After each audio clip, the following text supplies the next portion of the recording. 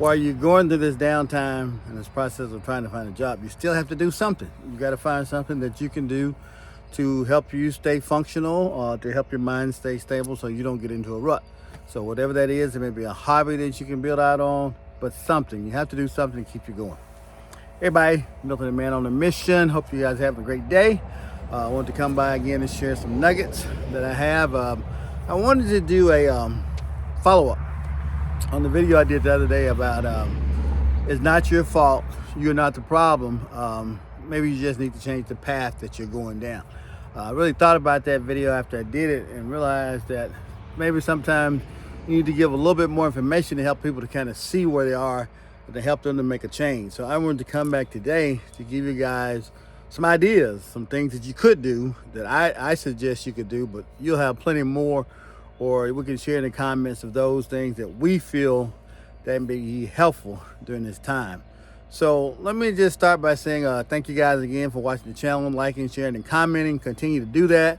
It's been helpful. We've had a great conversation over these last few months. It's been wonderful. I've learned so much from you guys, and I hope you've learned from me as well.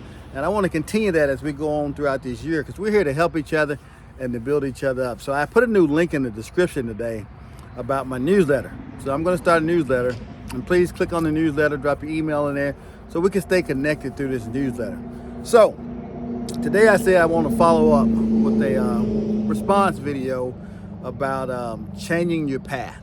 And we know sometimes that changing the direction that you're in is a little difficult because we become so lax, so comfortable that it's hard to kind of pivot out of those things that we find to be very comfortable.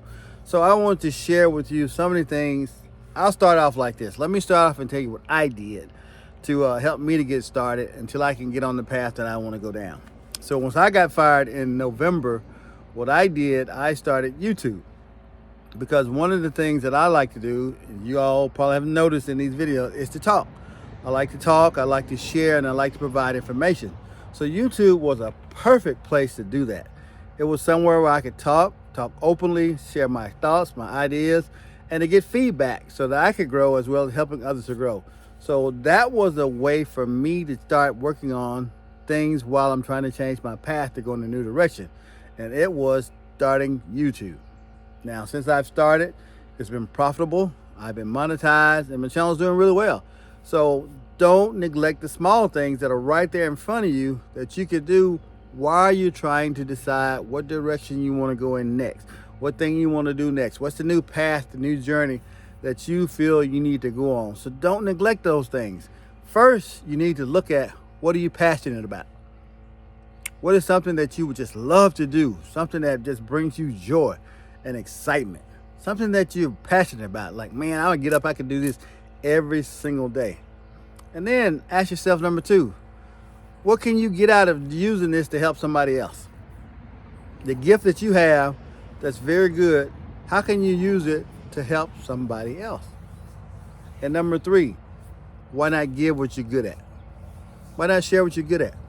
Sometimes, like I said, we can neglect the small things that we have. So I'm going to give you a list of things I think you could do now while you're still trying to craft that resume to fit a specific job you're looking for, or while you're taking classes and studying and learning new things in workshops, seminars, and meetings that will help you to become a better employee, a better manager, a better boss, or a better entrepreneur, whatever that is. But while we're waiting for those things to happen, we need to stay busy.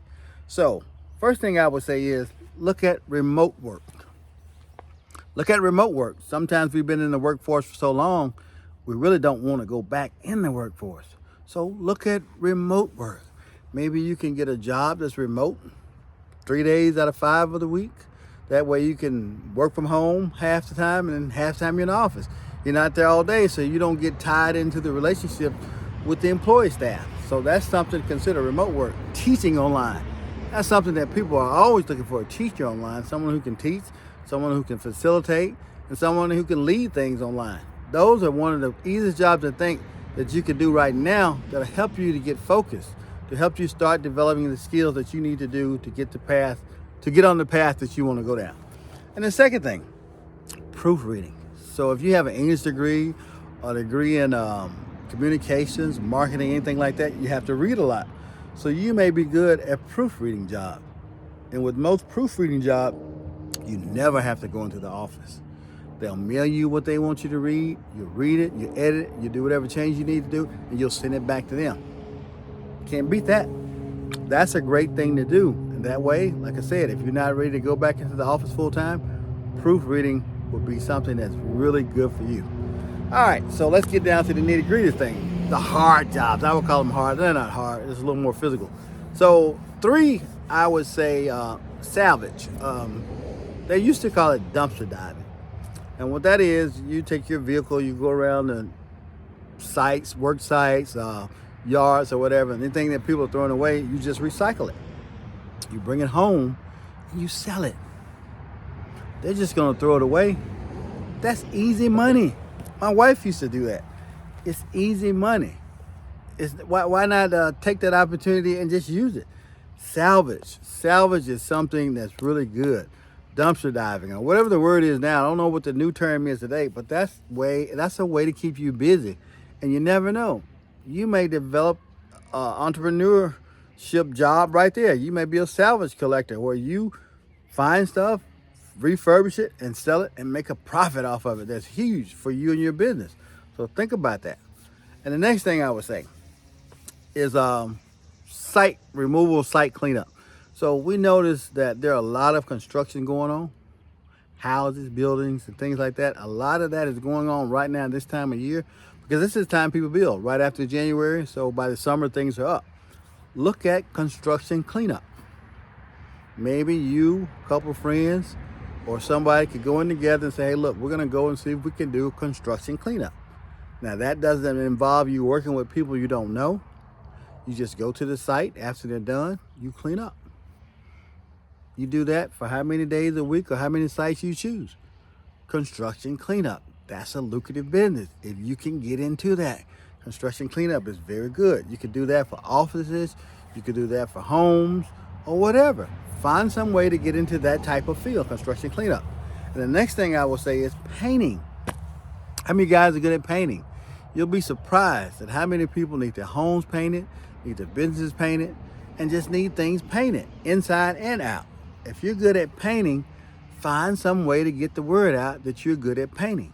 And that's something you can do. And I promise you, that would lead to a full-time business on your own, getting into painting, because people need the houses painted, they need the insides painted. Now, I used to be able to paint, but I've gotten older now, my hand's so shaky, I'll get up there and have paint everywhere. So you never know who's looking for a great painter.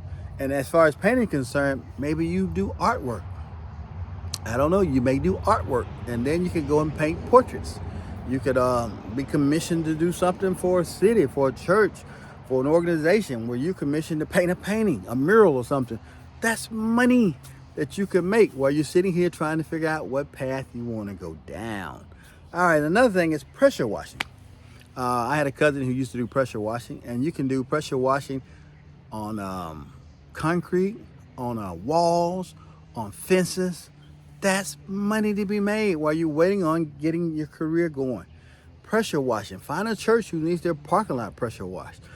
Find a school. Find a organization that hadn't had a concrete pressure wash in 10 or 12 years, and that will be something they would love. And once you get your name out there, they'll spread the word. Hey, this guy, this lady is so great at pressure washing. Let me give you their card, and maybe they can come out and help you out. So don't neglect that as well. Pressure washing is something that could work for you as well. All right, I got my list here. All right, the next thing I had was, what I got? Bike repair. So I got, last year I got a bike. Somebody gave me a bike, a tricycle. And it was brand new out of the box, and they tried to put it together, but they didn't know how to put the gears and everything together, so it's kind of off. And I don't know how to work on it either. So I had to take it to bike repair. What if you're good at fixing bikes? What if you're good at that? You can set up a little small side hustle while you're doing things to get that word out there. Hey, you need a bike repair? Boom, bring it here. And before you know it, you may have a bike shop to say, hey, look, I've heard you've been fixing bikes for the community, for the organization. Hey, do you mind coming working for me part-time or helping me out on the weekend? And that's more money.